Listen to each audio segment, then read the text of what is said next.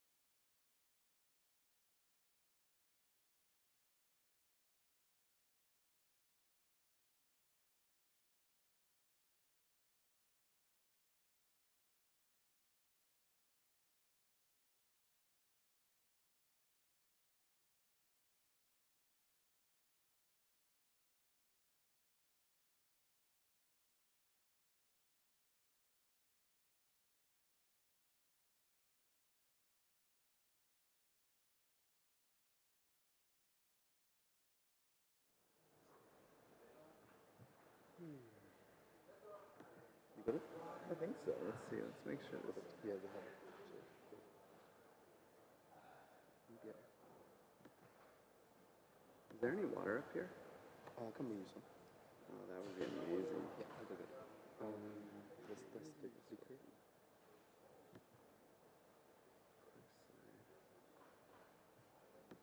Is it working out there?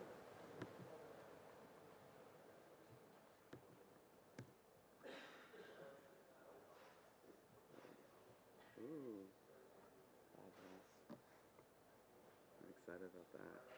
Hopefully I remember. I just put it in this morning. Does the presentation have any videos or sound or No sound. no?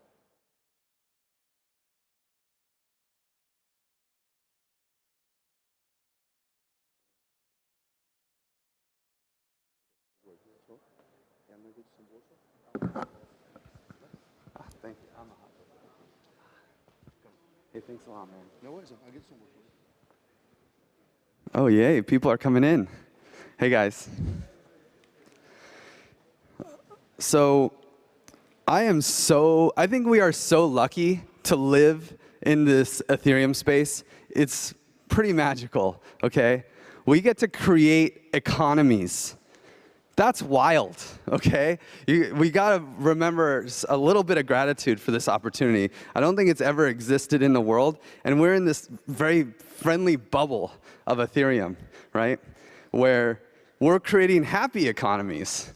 And that's really what this talk is gonna be about, really awesome, happy economies. But I don't think we ask ourselves enough, like, what do we use an economy for?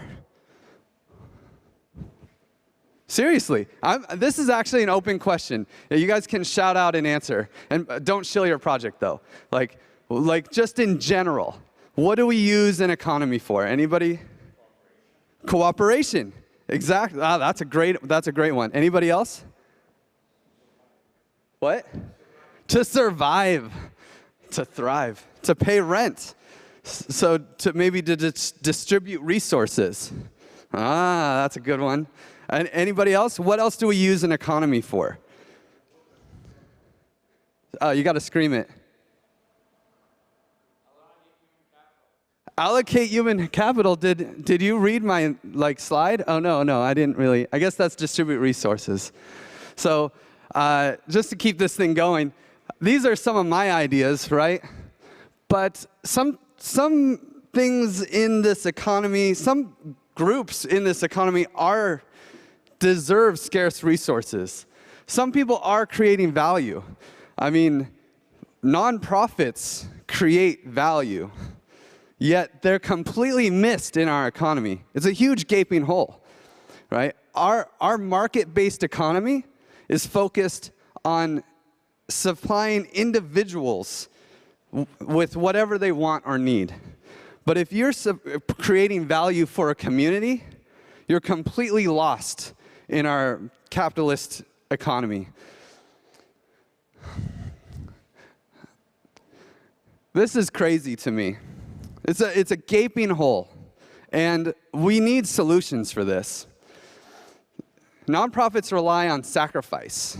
Everybody who works in a nonprofit generally needs to give up a higher paying job somewhere else, or they're donating, or they're volunteering their time. In fact, if you're a very talented person and you want to be you are a CEO of some large organization making millions of dollars, and then you transition to a nonprofit, you have to take a pay cut. And if you don't take a pay cut, there's like a cultural taint that goes on your nonprofit. And that's just weird to me, because nonprofits do create value. No one wants to see homeless people in the street. When we clean up the streets, not clean up the streets, but when we make sure people have good places to sleep, like, everyone feels better. In a for-profit world, you have a win-win, right? That's the whole goal. That's the goal of an economy, to create a win-win. But nonprofits in our economy have a lose-win. You have to lose to create value outside of the economic plane, right? Value that's generally not like quantitative, but qualitative value. You create that value and you get very little rewards. The other big problem with nonprofits that's sort of derived from this lose-win situation is that decision makers have no skin in the game. If a CEO makes a really good decision and the stock price goes up, he actually profits. If he makes a bad decision and the stock price goes down, he himself is hurt, right? But in a nonprofit or in a government situation, especially in the government, if a bureaucrat makes a bad decision, he collects his salary. And if he makes a good decision, he collects his salary. He has no skin in the game. What's going to get him to make good decisions? So there's a lot of problems for nonprofits in our economy, and yet we still keep trying to bootstrap into this economy because we care about the value that they produce. It's the best we got. We have to work within what we got. But this is where the Common Stack comes in. Our goal is to create sustainable funding, incentive alignment, and novel coordination techniques, yeah, shout out to coordination, for supporting public goods, and really any nonprofit cause. We don't want to do it just like for one-offs. We want to create a foundation of tooling and documentation that will allow creative, entrepreneurial, pro-social people to design their own economy. Because we're not going to design the perfect economy for every community. They have to design it themselves. And so we want to build the tools that allow them to do that, so that they can create an economy, not a business model, but an economy that respects the value that they create, because they do create value. So we're basically creating a new system. Like, instead of creating a nonprofit or a government program, you can create what we call a commons. And this commons isn't a business model. It's an economy that actually aligns incentives around the production of value that the community is desiring, right? And we're not making this up. This already exists. This is the cool thing. We're just copying what Bitcoin and all the other cryptocurrencies have already done. These are parallel economies. Who here has heard of Primecoin? Anybody? Wow, not very many. Dude, Primecoin is this crazy economy that rewards people for finding prime numbers. Like, who really cares about prime numbers, right? But Primecoin has found 34 million prime numbers. Wow. No one cares about prime numbers. But yet, when you create a scalable economy, you can do anything you want. You can create an economy around anything you want. The thing about blockchains that makes it hard is that they're really focused on computing power, shared computing power resources. And that's where the Common Stack comes in. This is our goal, is to actually take the magical incentive alignment tools that are coming out of the crypto economic space and apply them to real-world applications. So I'm going to use public education as an example here. And I came up with this as an example by talking to some French people here. I don't know if Phil's in the audience. I don't see him, right? But he was saying that sometimes Parisians feel that public schooling is slightly inadequate compared to other countries. And so I went around Paris and I found somebody, a cool guy. He wants to keep his name more anonymous, so I'll give him a pseudonym. He's what we call a community steward. And he's actually a famous, he's kind of an older icon here, so I'll keep him anonymous, but I'm going to call him Pierre. He's an economic superhero, okay? So Pierre is really, he wants to see the French people like thrive. He wants to see France become the most powerful country in the world, and he thinks that the way to do that is to fix public education and improve it. So he's already active in the public education community, right? So he sees what's happening. Donors and taxpayers are putting money into the system. Decision makers decide how to spend that money the best that they can, and then the money gets spent on public education. So if you create a little boundary layer there, this is an economy. This is like a cause-focused economy where money comes in, decision makers decide how to spend it, and value is produced. And that's the key. Value is produced. So the problem is, of course, that decision makers, they're not incentivized properly. They also have very few feedback mechanisms to know if their decisions are having an impact. They can't really quantify the qualitative value of public education. So we create a parallel. The way Pierre is going to approach it with the Common Stack is he's going to create a parallel, education-focused circular economy where money can pool inside of the public education economy that he calls Scolarité Paris Commons. My French is really bad, so sorry about that one. But within this economy, when we pool money there, we can actually manage and measure how it's used. And we can start getting feedback mechanisms to decision makers. And contributors to this crypto economy become stakeholders with aligned incentives for creating value within the system. That's the key, is designing these systems so that when value is created, the people who create the value are rewarded. We do this by making everyone a token holder. Why are decision makers decision makers? Everyone should be a decision maker. This is the dream, of course. That takes amazing governance, and luckily conviction voting just sat down over there. Hey, Sam. But we'll talk about conviction voting in a sec. The biggest thing is that the decision makers have skin in the game. Okay, a little bit of a backup.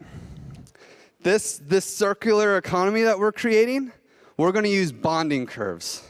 And I know bonding curves are scary. Some of us kind of know what they are. Some of us really do know what they are. But most of the time, it's kind of a novel crypto-economic primitive. And so I'm going to spend just a little bit of time explaining what a bonding curve is. So in our default economy, the legacy two-sided markets that we use today, the price is emergent. It's emergent on the total activity of the market, the supply and demand, that all adds up to specific liquidity in this moment, right? It's a very intangible, difficult thing to predict. And if you want to buy a financial asset from someone in a two-sided market, you have to find someone to buy it from. And if you want to sell a financial asset, you have to find another human to sell it to. This is a lot of friction. We don't need it. In a bonding curve, that's not how it works. It's totally different. You can do that, but for our example, let's just pretend the tokens in this bonding curve are non-transferable. You can't sell it or buy it with someone else. It's not even allowed, because crypto economics, we can actually make these rules. So the price is algorithmic. The price is determined in advance. Every token has a price in advance in most simple bonding curves. And what this allows is that anytime you want to buy a token or sell a token, you can just create the token. You talk to the smart contract, and if you demand a token, the token is created for you. And if you want to sell the token is destroyed for you at a predetermined price. So in this way, if you design the economy right, you can make sure that the supply and demand acts the same way as every other market. The price graph is going to look the exact same. But what's really cool about bonding curves is they work for microeconomies. A two-sided market only works if there's really good liquidity, if there's a lot of people who care. If you want to sell stock in your hot dog stand, dude, you're screwed. You can't use a two-sided market. But you could actually create a microeconomy with a bonding curve. The biggest problem with bonding curves is that they're new, and they're very complex. So just to really bring this home, let's make a bonding curve. Let's see. Oh man, I have a lot of tabs. I should have closed those. Okay, so this is a bonding curve. This is a very simple bonding curve. You have the number of tokens. This is the token supply. So if you have And this is basically a bonding curve where the price is the square root of the token supply. So if you're buying the 20th token, the price of that token is 4.472, whatever your currency is. Let's say DAI. If you're buying the 30th token, this is the price. Okay, what if we want to buy the 67th token? Okay, that's the price. Cool. Let's bring it back. Now, what's really cool is that if you want to just, make your own bonding curve, that's fine. You can design your own economy, right? This is what we're here to do. So you can just say, square root 2 is cool, but you know what? I'm just going to go like this. Why not? It can just go da-da-da, It might not be a great bonding curve, but that's what I want to do.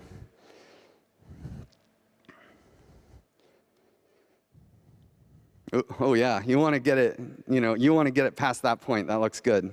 Number go up. That's great. But you can even do crazy things. Maybe you want to go like this. Maybe you want to have a little bump. See what that does. Why not? It's your bonding curve. You can do whatever you want with it.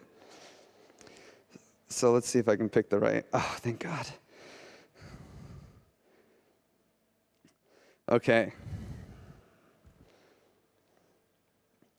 So what we do with the common stack is what we call an augmented bonding curve. So when Pierre comes in and he's like, yo, let's do this. I want to create public education. I want to start supporting projects that are teaching kids math after school. And I want to educate refugees and people from that are in France that don't know French. And I want to make sure they understand the French language and the beauty of it. Well, Pierre, I'll talk about how he starts it later, but when this thing is going, basically there's two pools. There's the normal donation pool, the funding pool, which holds the funds that are the donations. These are what are used to actually produce value in the Scolarité Paris Commons. So all the projects that are actually, the after-school math tutoring, this is where that money comes from. It comes from the funding pool.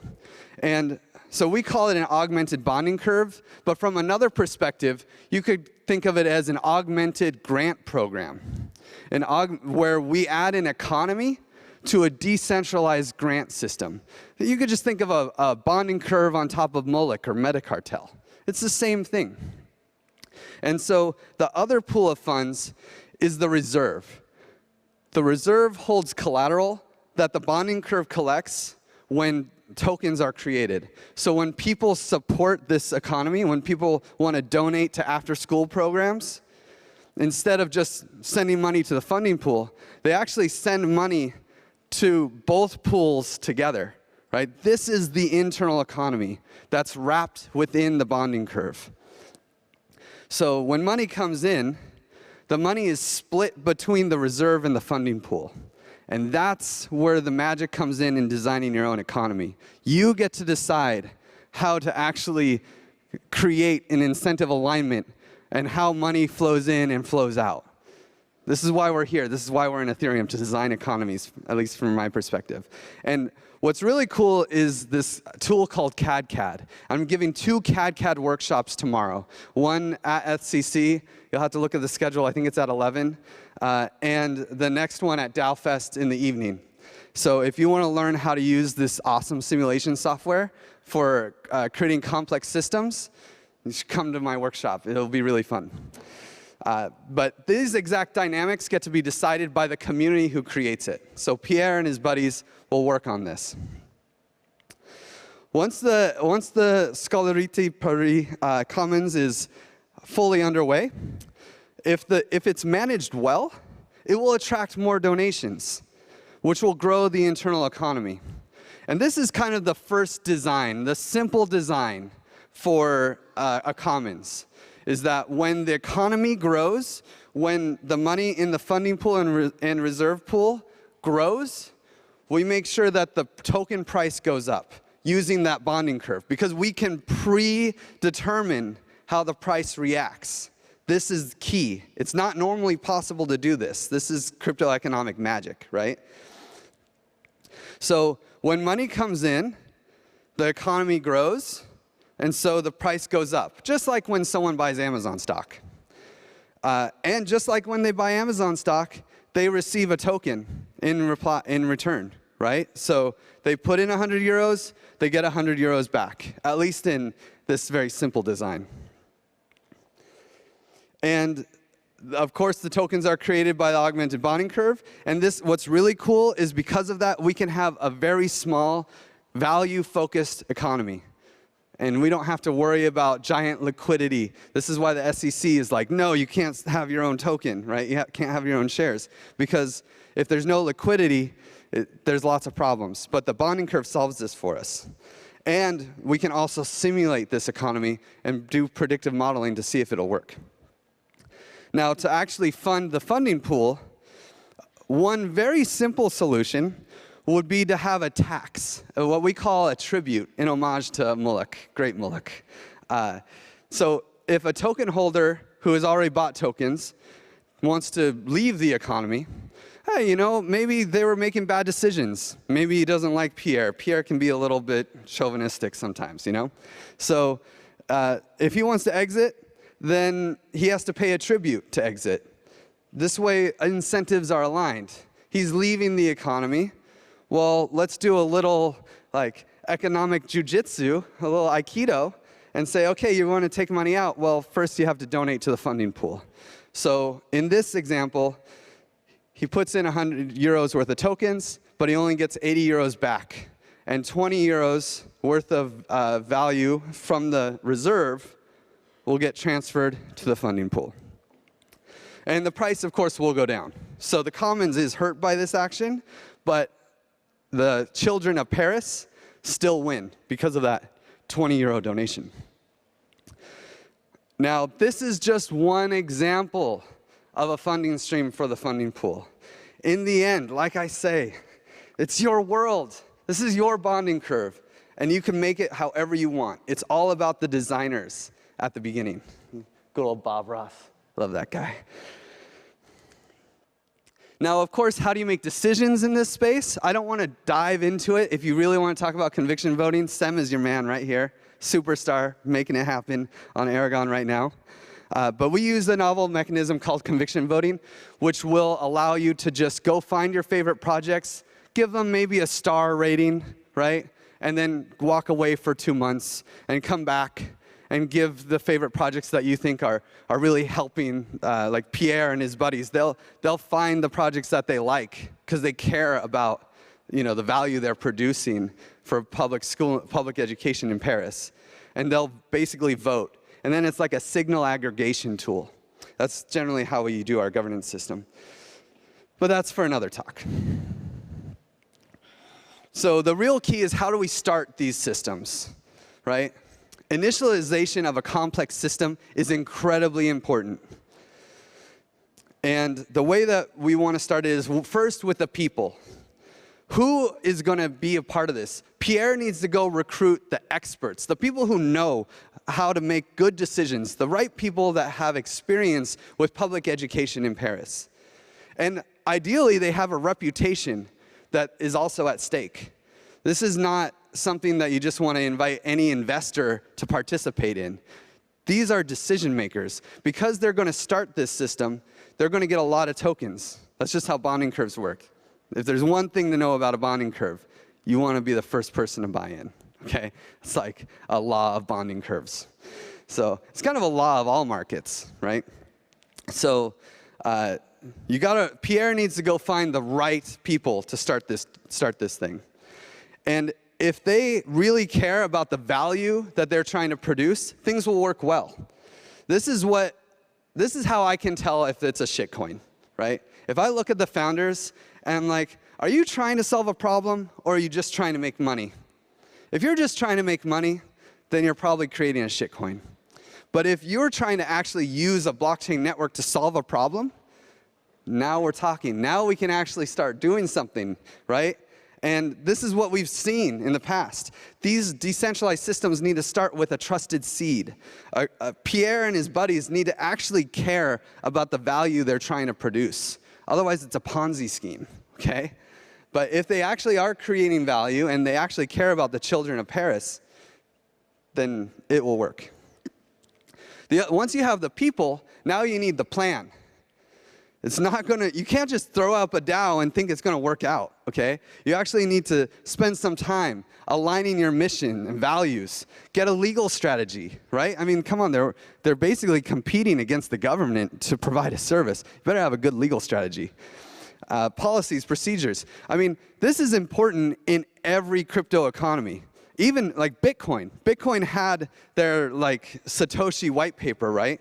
But that wasn't enough because some people in the community said, hey, we want a larger block size. This is a payment system. Some people were like, no, it's a store of value. We don't need a larger block size. If that was planned out in advance and there was a clear documentation of what the values were and the mission statement was, it wouldn't have been such a huge thing where we fight for 3 years about it. And there's a lot of things that we can learn from outside the blockchain space too, especially in the cultural build. Eleanor Ostrom is a goddamn genius, okay? She's got 8 principles, 8 rules for governing a commons. It's 8 sentences. I really hope everyone just goes and finds those 8 sentences, if nothing else. And there's a lot of other experts too. And of course, we can learn a lot from the blockchain space too, especially from other commons. And that's the path the Common Stack wants to take, is we want to have iterative approach, right? We want to create a commons, learn from it, create another commons, learn from it. We're not building a platform, we're helping communities build their own decentralized systems. And then they can all learn from each other. Okay, so once you have the people, once you have the plan, then you can launch the DAO.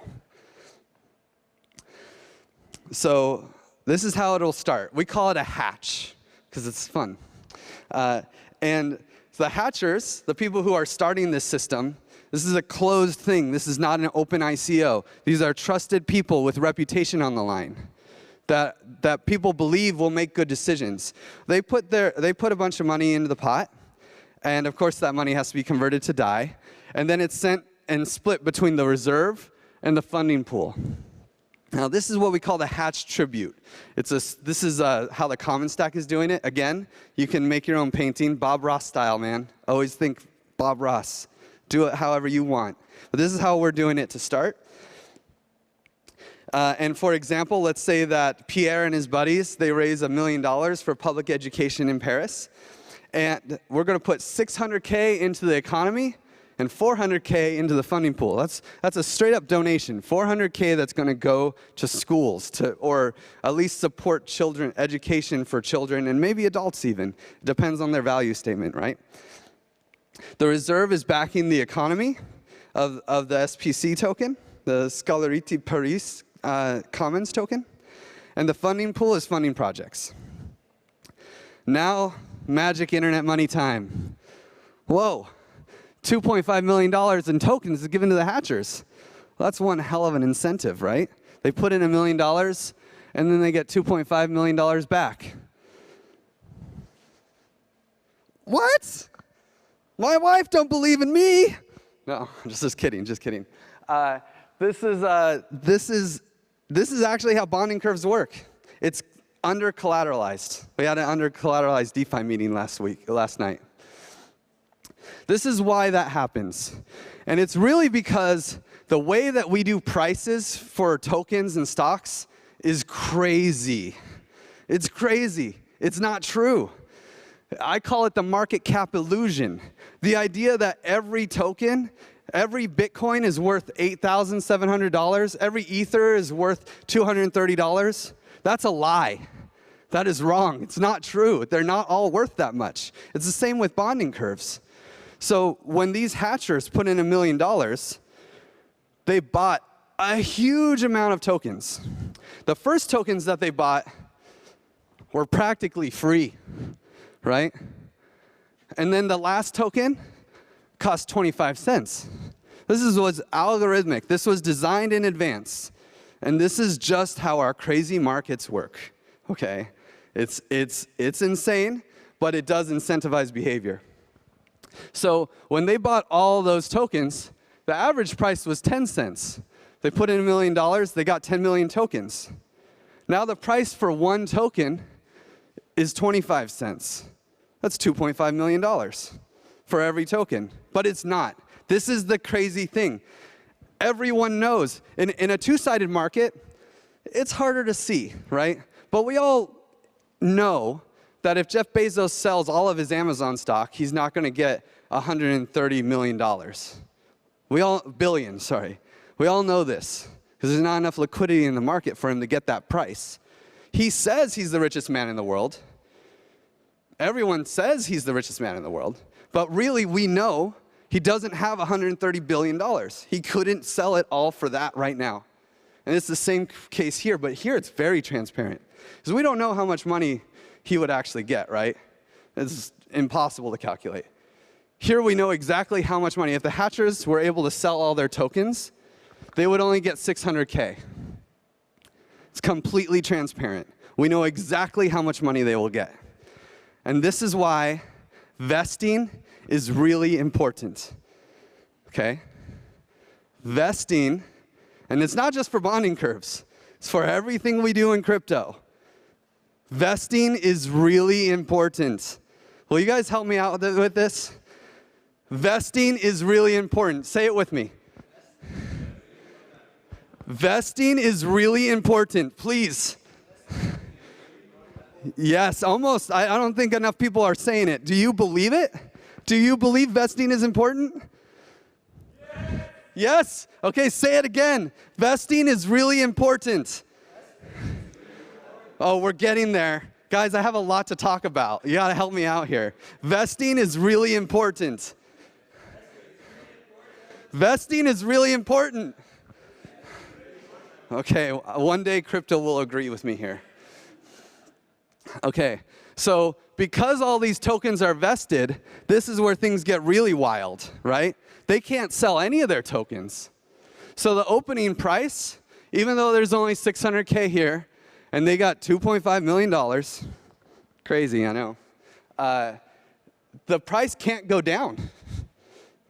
Because vesting, there's a cliff. None of them can sell their tokens. Everyone knows this. This is, again, transparent. This is what's so cool about crypto economies. Everything is so transparent. But now, the price will not stay at 25 cents because everyone knows the price can't go below there because vesting is really important. And the price, no one can sell their tokens. So now speculators can come in. You keep speculators out of the hatch. You need altruistic, like experts that know how to spend money well for Paris and public education. But after this, now we're free, right? Come on in, speculators. Bring it. Let's support public education's economy, right? And they're going to, because they know the price can't go down. Now, okay, you know, maybe it's a little bit of a stretch to think Pierre is going to start his own decentralized crypto network, right? For public education, and all the public education people are going to download MetaMask, and it's all going to be magically perfect. No, of course not. It's not going to happen. And that's not our strategy. Our strategy is actually to start with the creation of a token engineering commons. We want to create a system where people in the crypto economics space can actually start coordinating together and do research projects instead of begging for grants or having to work for clients to do their art in designing these really novel economic systems. We want to support them so they have the time, the space, and the value, the reward for their value creation by creating a token engineering commons. Also, I think they can handle figuring out MetaMask. So it might be a stretch. And then we'll probably stay, the common stack strategy is to probably stay in the crypto economic space, maybe start with Ethereum 2.0 or whatever, and develop different commons one at a time. We'll start with just introducing one major piece, like just the bonding curve for the token engineering commons, and then create, we have 4 main pieces, and we'll add in a new commons for every piece. And it'll be kind of a field test for each piece. And so we'll start with the token engineering commons, and then C-stack token holders, which I'll talk about in a second, will get to vote for the next commons, and the next commons, and the next commons. And every time that we iteratively deploy these commons, we will improve the models, improve the UX, manage the cultural playbooks, the technical playbooks, make sure people understand how to use this tool, right?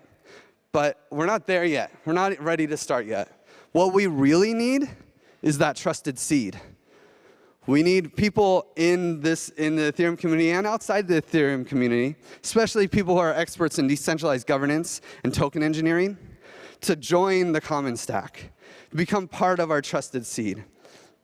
Because we really need people who are value-driven, not profit-driven, people who are value-driven, and we need a large group of them with diverse interests. Because the goal of the common stack, this is a 30, 40-year project. This is a very ambitious goal, changing the way value is created in the nonprofit world, right? Creating a system so that people who create value in the nonprofit space can be rewarded.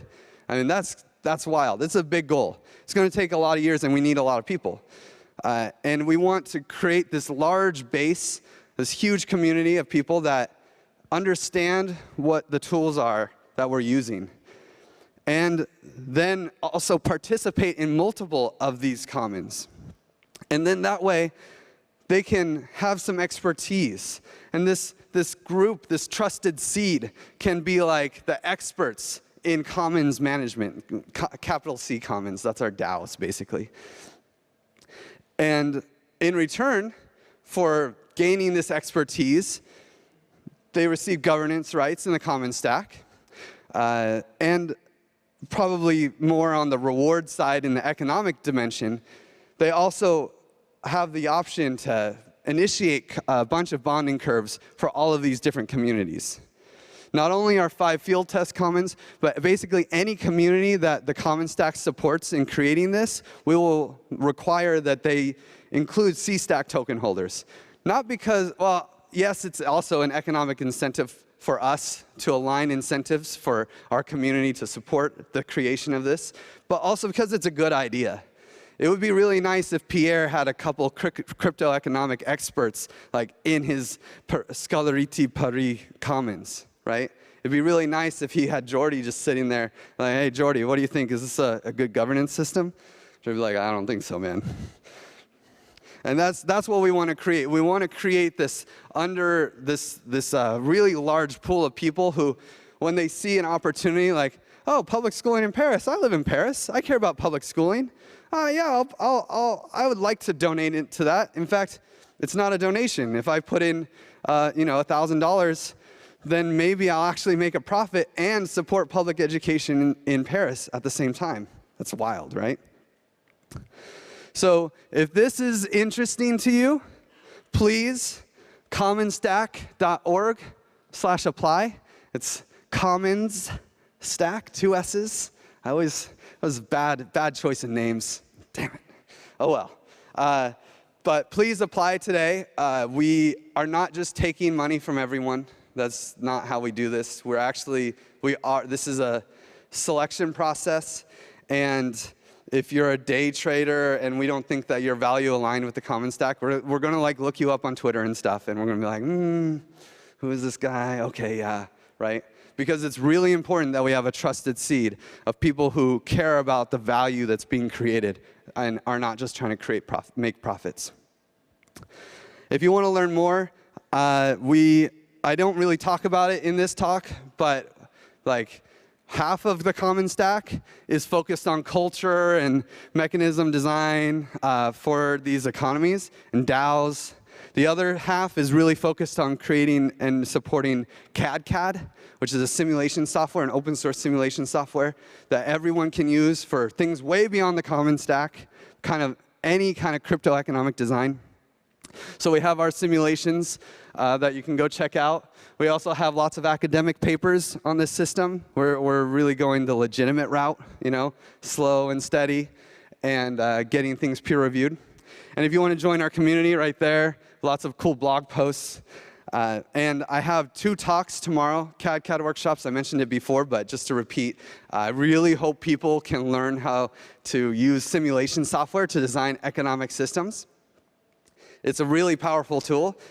It would have, if we had every DeFi project if they each had their own little CAD piece, we could have money Legos, and then the money Lego simulations, that whole flash loan thing wouldn't have been it would have been seen. We would have run 10 million simulations when Aave deployed flash loans. I've been like, uh-oh, BZX has a problem, right? This is why design validation is so important, because we can see these things in advance. Anyway, so I can sit up here and rant all day, but what I really want to see is some questions. I have so much time for questions. Who wants to go?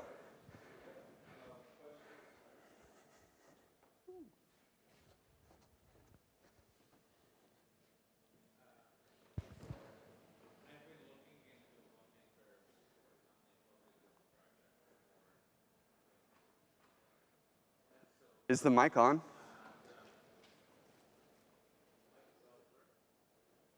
Here, I'll trade you. This one works.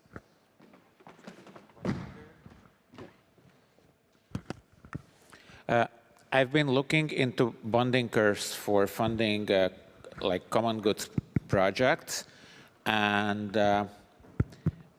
so I drew a few. Sole reason, right? It's also a pump and dump opportunity, right? You have an under collateralized curve. It's just like any ICO. Right. You give a bunch of money to people who just want to like take money out of the system and extract profits. Then anyone who participates in that system will get screwed. You have to actually, because this is under collateralized, you have to trust. There's a layer of trust that applies to the hatchers. It's not so important afterwards, but the layer of trust on the hatchers is really important. Okay.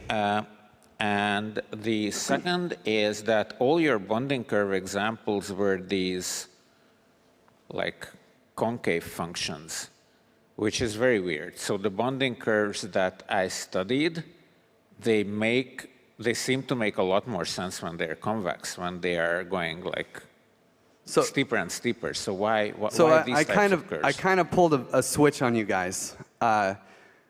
I mostly use this curve because it's more enjoyable to talk about. In the end, because it's all about the axes.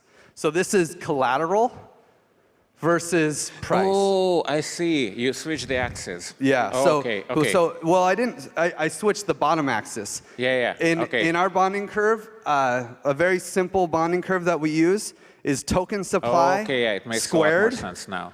over reserve equals a constant, right? Okay, And so if this was supply, it would actually go like this. Okay, those are my two questions. Thank you. Great questions. Thank you so much, man. Fantastic. Oh, yeah. Okay, perfect.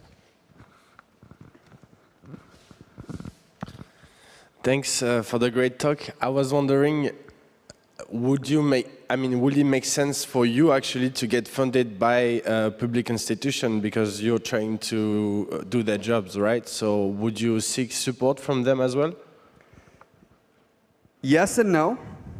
I am interested in working with legal, like governments and these sorts of things to a point.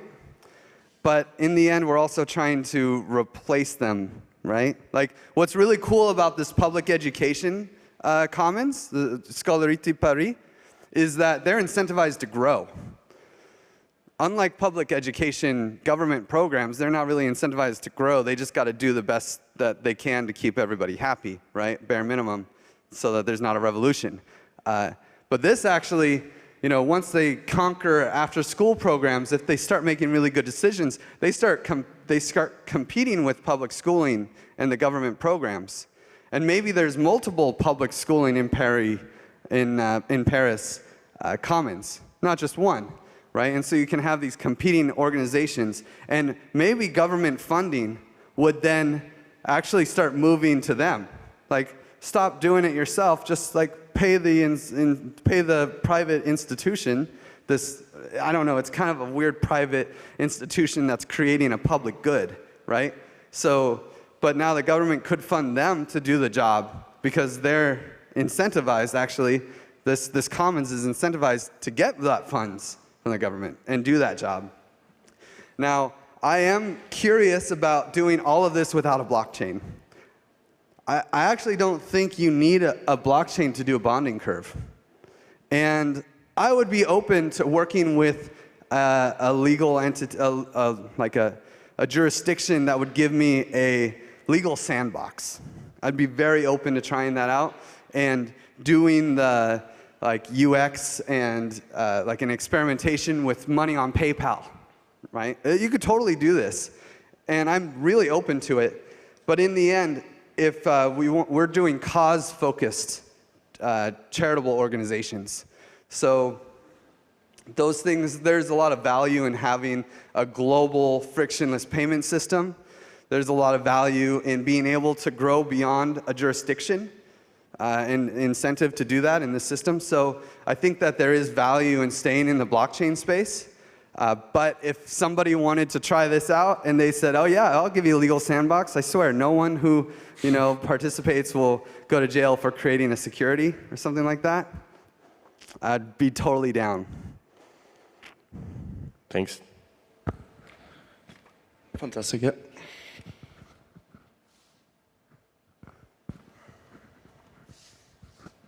Yeah, yesterday after your talk, there were some people who had questions. Well, for people who don't know bonding curves that well, you said during your talk now again, like when the economy grows, then the value of the token goes up. But at the same time, with a bonding curve, you can completely set the price of your token. Is that not contradictory? Can you explain a little bit more about that? Yeah, so you can set how the token reacts to behavior. That's the really exciting thing about bonding curves, is that before we couldn't really simulate economies because we had no idea how behavior would affect the price. And that's a key ingredient. Like, people are making decisions based on the price, right? So if you have an economy where the price is, totally almost random, based on the liquidity of the market on that day, it's really hard to build an economic simulation. But if you have a bonding curve where the price isn't predetermined, but how the price reacts to behavior is predetermined.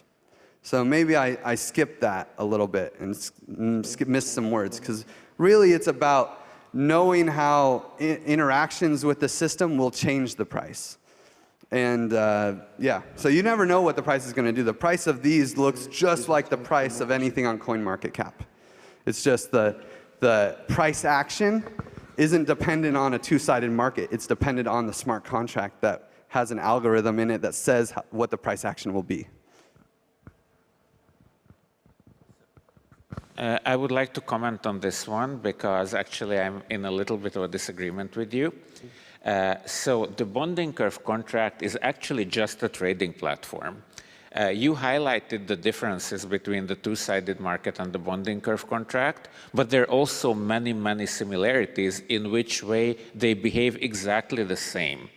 And I actually believe that the actual shape of the bonding curve doesn't actually matter all that much. Because what happens is that if we're not allowed to trade the token directly, we're only allowed to trade through the bonding curve. If I buy the same amount of tokens that you sell, the price will not move. So when we trade through the bonding curve and the supply and the demand are roughly matched, then the price is at the equilibrium. And then it behaves exactly like a trading platform, like a two-sided market. And when there's a disbalance, meaning that there's either more supply or there's more demand, so the price is not at equilibrium, it will move towards the equilibrium, just like in a two-sided market. So it's an alternative price discovery mechanism, which is fantastic because in the past 4,000 years, this is the second price discovery mechanism that humanity has discovered. This is historical stuff. But the actual, I think that what you say, that the design of the bonding curve matters, and that's where you put all your engineering effort, I disagree with that. Actually, the shape of the bonding curve, the only thing that it affects is the ratio of the tied up capital to the market cap. That's the only parameter that changes with the change of the bonding curve. Apart from that, you can think of the bonding curve contract as an automated market maker on a two-sided market, and you will not be far from reality, because that's what it is. I would agree with that to a point. 90% of the time, the curve doesn't matter so much. Where it matters is the edge cases, especially like when the curve gets low, when you get to one side of the curve and very low supply. How steep is the drop-off? Like here's a bonding curve where the drop-off is really steep.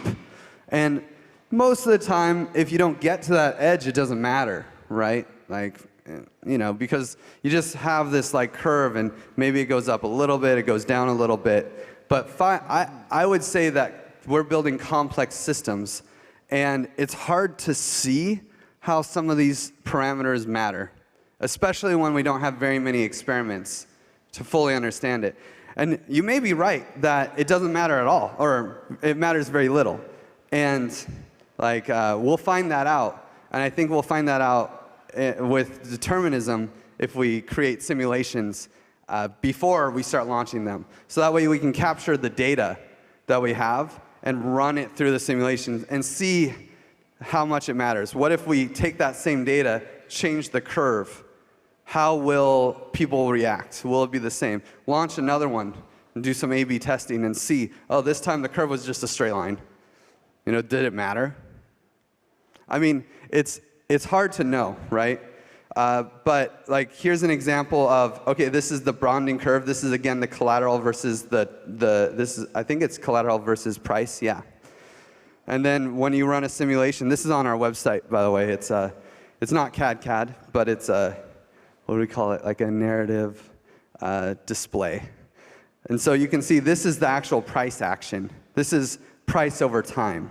This curve is price over collateral or price over supply. This curve is the actual price over time.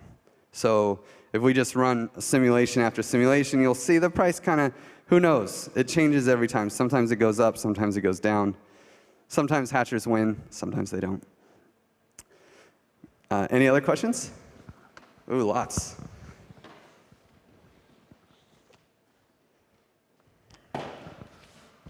Thank you for your presentation. I'm actually going to give you a very light question, maybe even with a bit of smile. So you probably know that blockchain started as very libertarian in a sense that people who did Ethereum and Bitcoin had these libertarian ideas. And it does seem that your talk is a little bit like on the left side.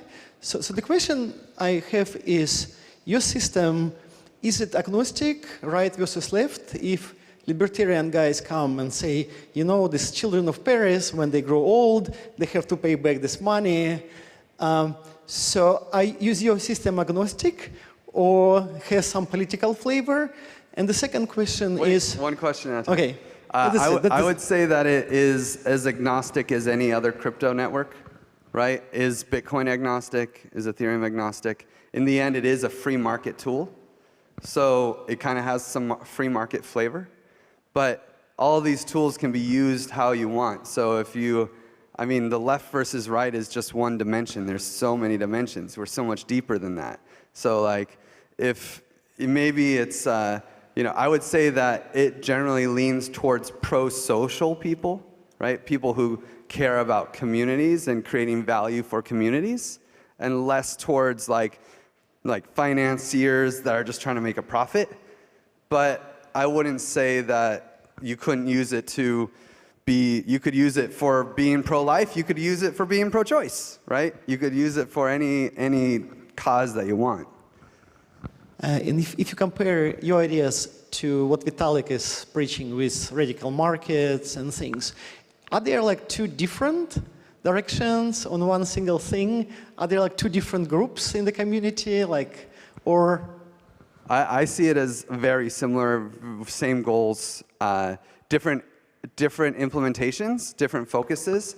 Like the CLR mechanism in Gitcoin is an amazing governance mechanic about how do you allocate other people's money, but it still is other people's money. You're not creating an economy on Gitcoin that's rewarding, you know, good decisions.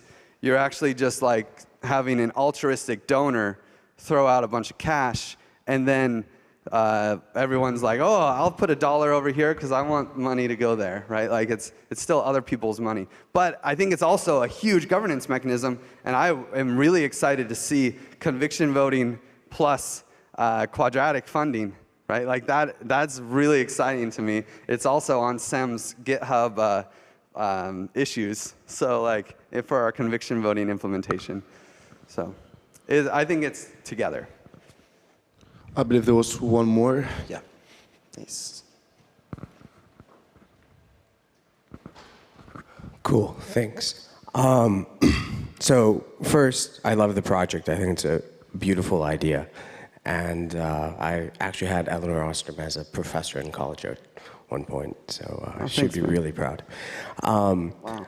I did want to say, though, so what is the connection between the actual outcomes, right, that occur in this school public funding system and the price? It seems that this only, the price only increases because people have pro-social motivations and want to get into helping children, but it does not connect to the actual outcomes of the system.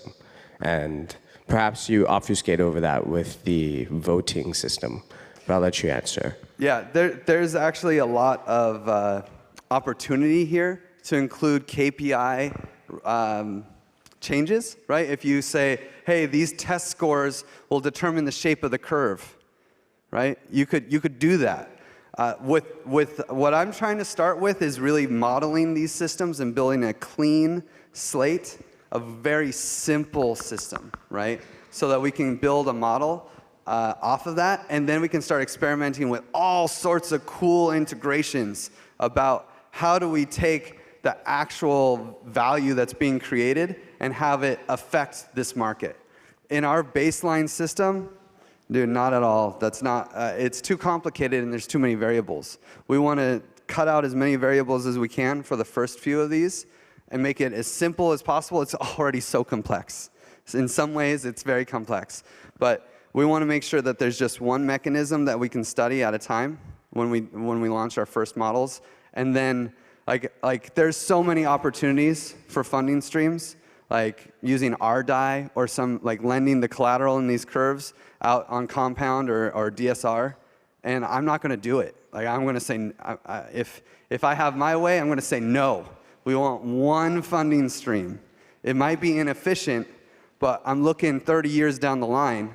If we have a really clean model, it's very simple, that we can see how people behave in this model and start building the model up. Just like the first bridge, the first model for the first bridge is horrible. And then you see like Tacoma Narrows go crazy, right? And by the time they had that, they had like a complex model around bridges, and they just add in wind resonance. So like, oh, we don't want this to fail, right? So in our first system, it's just simply, we're basically creating an economy where the future revenue stream is donations. But those donations aren't really donations, they're impact investments. So there's people who are sending money in and getting money in return. They lose nothing. And it's really like, it's pretty amazing, honestly. And I always forget to mention this.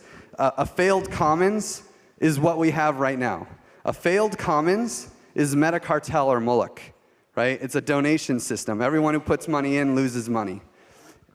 What's cool here is that people are incentivized. We take that as the default, where if people donate money and number go down, well, that's normal donations. If people donate money and number go up, well, that's impact investing, right? Can I ask a quick follow-up? I think we may all have to leave in a short moment. So at the moment, is there any other motivation for someone to buy into the bonding curve other than pro-social, other people are buying into it, I think the price will go up? Well, the price going up isn't necessarily pro-social, right? So we want to make sure that the hatchers are very much aligned public people with reputation and that their incentive is to create value. But after that, it becomes a speculative market, right? It becomes an opportunity like, when there's a lot of these commons out there, we'll basically have almost a stock exchange for nonprofit causes, right? It's like, whoa, I can't believe how cheap Save the Amazon Commons is. Dude, that's an opportunity. I'm going to buy Save the Amazon tokens because number go up. I mean, that is greed jujitsu, you know? And that's what the Common Stack hopes to create. And just to end it on an example, in 2004, I think 2002 or 2004, the Stanford researchers created this thing called Folding at Home. It was an application you could run altruistically on your computer in the background, and it would fold proteins for cancer research. And people were doing this all over the world, and there was a distribution of, Stanford researchers were getting free computing resources from altruistic people. But then, in 2014, someone made that into the proof of work of a blockchain, and they called it CureCoin. And now, ever since they launched, right away, they were #1 on the list of contributors to Folding at Home. And they have never lost their top spot. Because instead of just doing it altruistically, the people who mine CureCoin are folding proteins for cancer research. They are creating real value for researchers. And they're also rewarded for doing so. So now you have people who are folding proteins and being rewarded, but you also have people who don't care about curing cancer. You have Monero miners that they don't care. They got hardware, they want to use it. They see the CureCoin price go up and they're like, oh, I'm going to stop mining Monero and I'm going to start mining CureCoin. I'm folding proteins for what? Who cares? I'm making money. That is cool. That is crazy. And that's what the Common Stack wants to do for nonprofit causes. Thank you, guys. Thank